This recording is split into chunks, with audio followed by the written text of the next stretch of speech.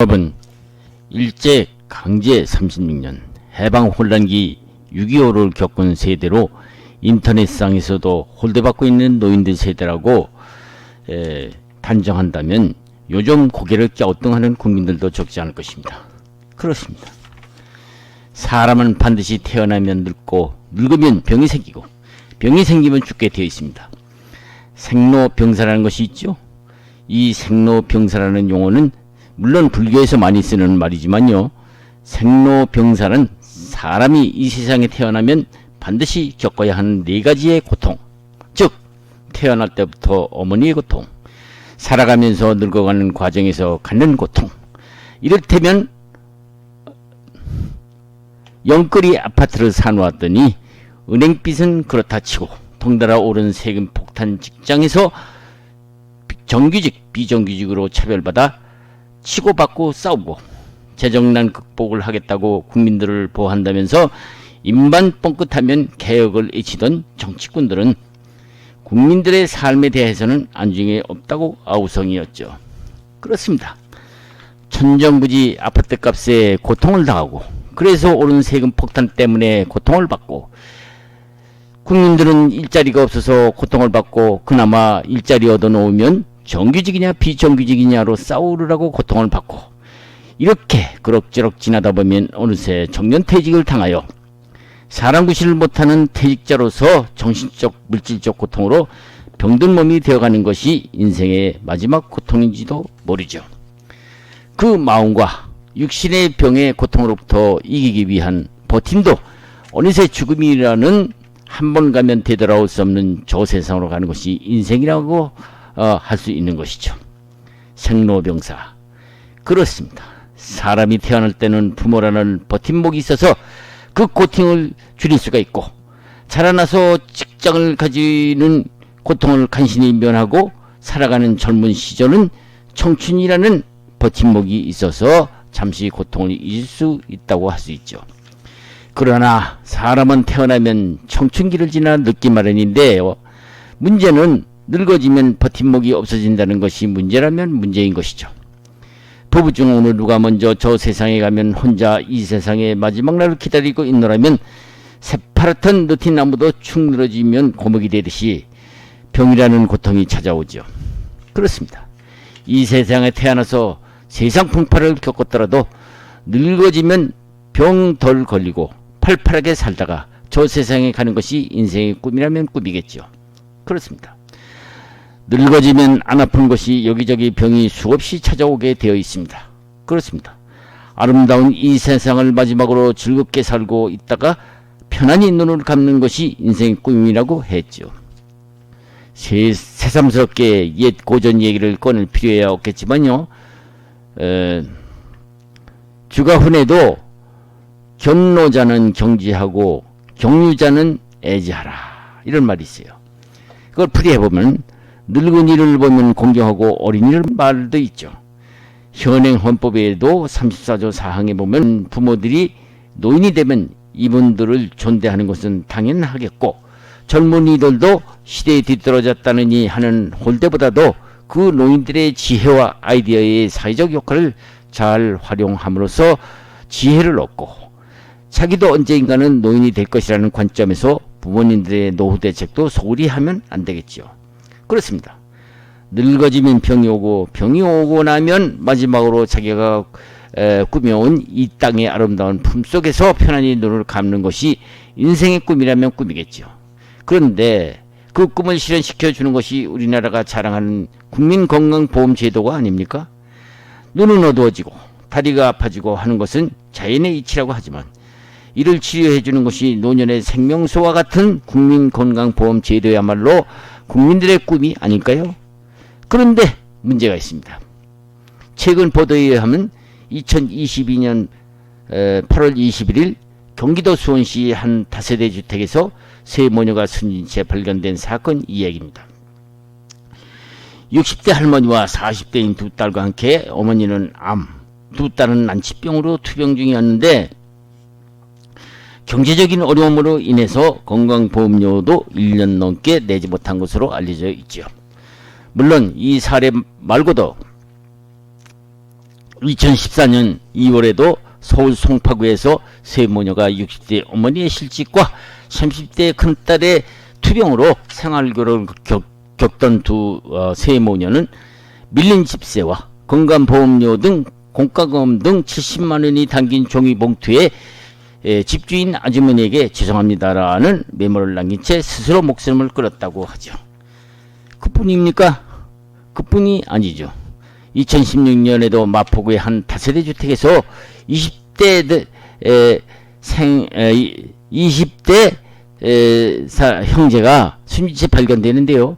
이들도 17개월분의 건강보험료 70만원을 내지 못한 상태였다고 보도되고 있습니다. 시청자 여러분,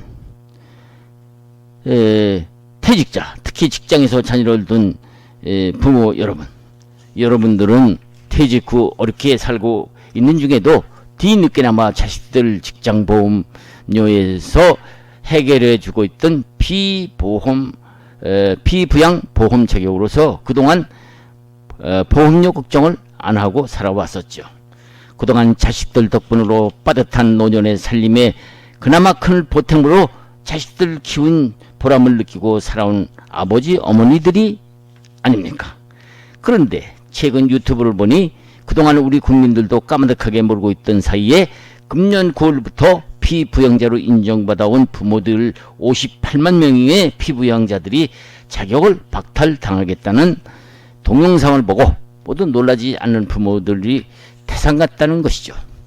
특히 공직자의 경우 유일한 수입원인 연금에서 그동안 자식들이 피부양자 자격으로 내어주던 건강보험료를 직장가입자에서 지역가입자로 전환시켜서 연금으로 근근히 살고 있는 공직퇴직자들의 마음을 울리고 있는 것이라죠. 유튜브로 공개한 보건복지부 차관의 설명에 의하면은 연금이 소득이 지금까지 연 3,400만원 이상자만 피부양자라고 했었는데요. 피부양자로 뺐었는데요. 지역가입자로 전환해서 지역의료보험으로 내게 되어 있었는데요. 9월부터는 피부양자 인정받는 연금액이 1년에 2천만원 이상이면은 지역가입자로 강제 전환시켜서 퇴직자들을 지역의료보험 대상자로 보험료를 받아내겠다고 하는 것입니다. 시청자 여러분, 특히 공직자로 있으면서 연금을 받고 있는 퇴직자 여러분, 문제는 정부가 말하는 9월부터 피부양자로 인정받는 소득이 현행 3,400만원 이상에서 2천만원으로 낮춘 것이 과연 옳은 정책이냐 하는 것이죠. 보건복지부는 연금소득이 연 2천만원을 초과하는 피부양자가 27만 명을 지역가입자로 변경시킨 것이 과연 이른바 부담 능력이 있는 직장 가입자의 피부양자로 본 것이 타당한 조치일까요? 시청자 여러분, 그리고 공직자로서 연금을 받고 있는 여러분, 보건복지부가 2022년 6월 29일자 발표된 내용을 보면은 지금까지는 연금 연소득이 3,400만원을 초과하는 자만 직장가입자에서 피부양자로 지역가입자로 전환되었다고 설명하면서 언론에서 말하는 이른바 피부양자 박탈법으로 개정되게 된 사연을 다음과 같이 설명을 하고 있습니다. 이것은 보건복지부 정책국장과 기자들과의 질의응답 내용입니다. 시청자 여러분, 공적연금 소득자 여러분, 보건복지부 당국자의 답변에 의하면은 이번 건강보험료 개편안은 문재인 정권 시인 2017년 3월 180여석의 더불어민주당 주동이 되어 건강보험료 개편안에 의결되었다고 하죠. 그 내용은 2단계로 2차에 걸쳐서 건강보험료를 개편하기로 하고 2017년 3월 개편안이 상정되어 2018년 7월 국회에서 개편안을 통과 확정되었다고 합니다. 통과 내용은 1단계는 2018년 7월부터 지역가입자 580만 세대에 월 2천만원 정도 지역가입자 비용을 감액해 주는 것이니 대수로운 것은 아니었지만요. 문제는 바로 이때 통과된 오는 다음 달인 2022년 9월부터 2단계 개편안 시행을 앞두고 아이러니컬하게도 일은 과거 문재인 정부가 저질러 놓고 2017년 저질러 놓고 2022년 6월 30일자로 윤석열 정부가 뒷치닥거리를 해야 하는 부담을 가지게 된 것이죠. 그렇습니다. 윤석열 정부는 지난 2022년 6월 30일부터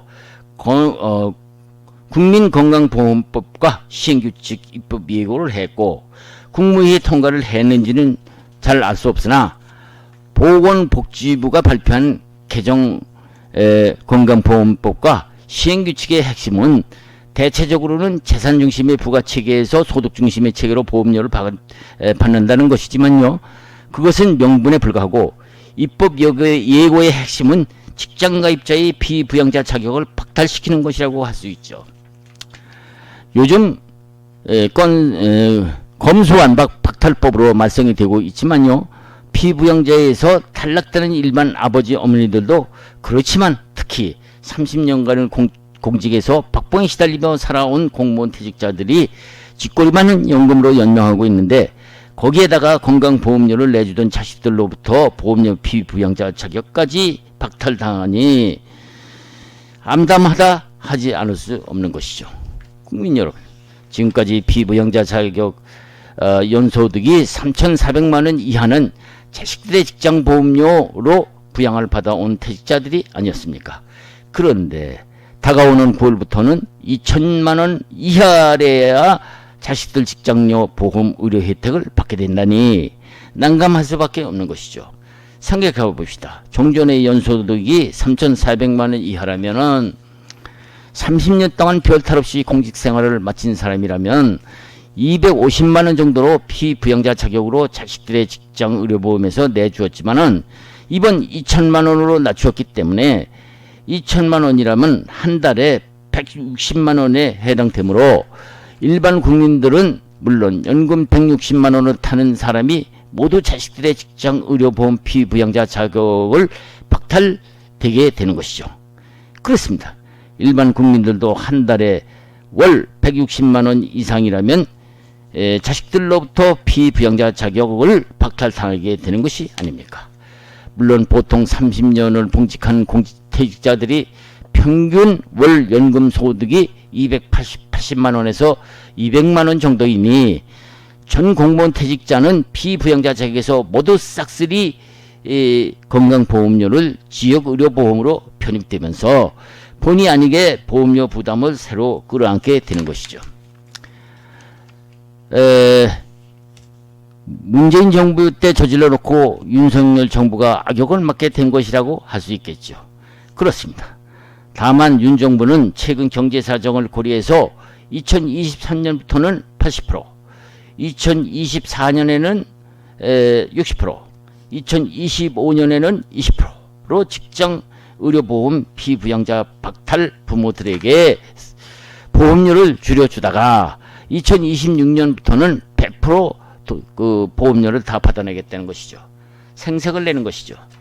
그러면서 이른바 피부양자 박탈법에 마음이 저렸는지 2017년도 거대 여당 국회에서 여야 합의로 법이 통과되었으니 지금에 와서 이 조절을 다시 할 수 없다는 식이죠.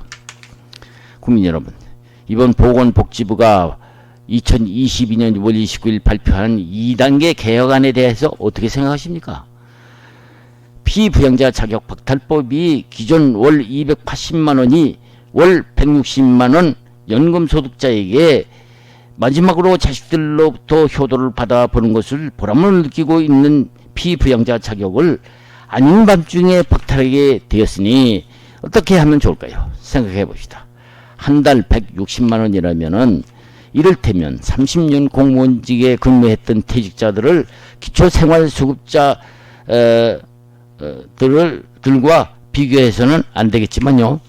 공직퇴직자들의 유일한 피보험자 자격마저 기초생활수급자로 동급으로 만든 것은 잘한 것입니까? 기초생활수급자는 차라리 건강보험료 면제 대상이라도 받는 것 아닙니까? 보건복지부는 2017년도에 국회에서 통과시킨 것도 여당과 야당이 합의된 것이기 때문에 여러 말 말라는 식인데요. 이게 될 말입니까? 퇴직 직장인, 퇴직 공직자들은 월 160만 원으로 아파트 관리비, 병원 치료비를 제외하면 또 교통비, 연료비, 전기료 등 공과금, 각종 공과금과 각종 세금을 내면은 적자 생활을 하게 된다면서 연 3,400만 원과 2천만 원 구간을 줄여서라도 3천만 원으로 하던가, 종전과 같이 3,400만 원이 적합하다는 여론이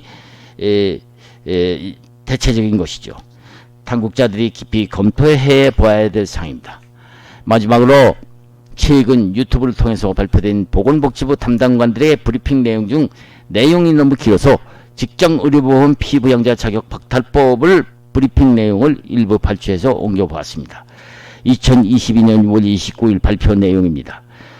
국민 여러분, 내일부터 국민건강보험법과 시행규칙을 입법 예고할 계획이 있습니다.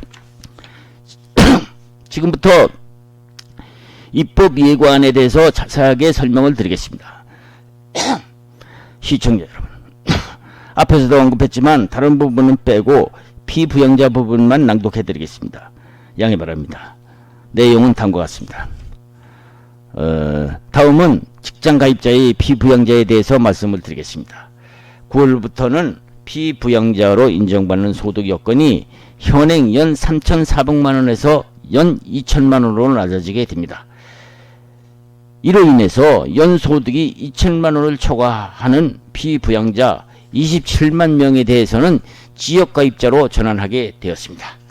다만 최근에 물가 등 경제상 등을 고려해서 개편해서 지역가입자로 전환되는 사람에 대해서는 신규 보험료를 단계적으로 줄여서 보험료를 줄여줄 것입니다. 즉 부담 능력이 있다고 보는 피부양자가 1.5%는 지역가입자로 전환되어서 2천만 원 이상자의 경우 앞에서 말씀드린 바와 같이 최근의 물가 상황과 경제 여건을 고려해서 보험료를 단계적으로 경감 방안도 동시에 지향해서 부담을 덜어드리기로 하겠습니다. 이번 개편안을 담은 건강보험법과 시행규칙은 6월 30일부터 즉 내일부터 7월 17일까지 입법 예고를 가지게 되었습니다. 충분히 의견을 듣도록 하겠습니다. 감사합니다. 이상은 기자들과 질의한 응답 내용입니다. 직장가입자 피부양자를 지금까지 우리 소득이 연소득이 3,400만 원을 초과하는 경우에만 직장가입자에서 피부양자로서의 지역가입자로 전환되고 있었죠. 그러나 우리가 그 1차 우리 국회에서 여당과 야당이 합의를 했는데요. 그 합의 내용 중에 앞에서 설명한 내용이 정리가 되었습니다. 그래서 2018년 7월 2단계 개편 때에는 소득이 연 2천만 원을 초과하게 되면 그분들도 지역가입자로 전환하게 만든 것입니다. 이분들에 대해서는 연소득이 2천만 원에서 3,400만 원에 있는 분들이 해당되는 것입니다. 이런 분들을 보험료 부담 능력이 있는 분들이라고 판단을 저희들이 해서 2017년 문재인 정부 때 국회에서 합의가 된 것입니다. 이분들은 전체 보험 대상자 중 상위 1.5%에 해당되게 되어 있고 대상은 27만 3천 명입니다. 다만 여러분들에 대해서도 최근 물가 상황이라든가 경제 여건을 감안해서 제가 경감 방안을 만들고 있었습니다. 이분들은 첫째, 금년부터는 9월부터입니다. 지역가입자로 바뀌게 되면 금년에 80%를 경감해 드리겠고 그 다음에는 60%, 또 그 다음에는 40%, 그리고 또 그 다음에는 20%를 경감하되 그 다음 해에는 경감 대상이 아니고 100% 부과 대상이 됩니다. 하지만 그것도 여러분들의 부담 능력을 좀 더 살펴보면서 해나가려고 합니다. 앞으로 여러분들의 얘기를 존중해서 충분하게 많은 것을 고려해서 경감 방안을 만들려고 합니다.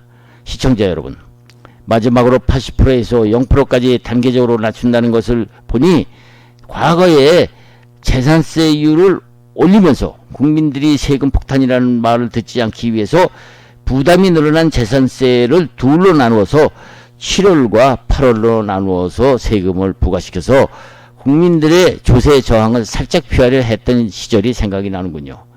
국민들은 그렇게 어리석지 않은데도 말이죠.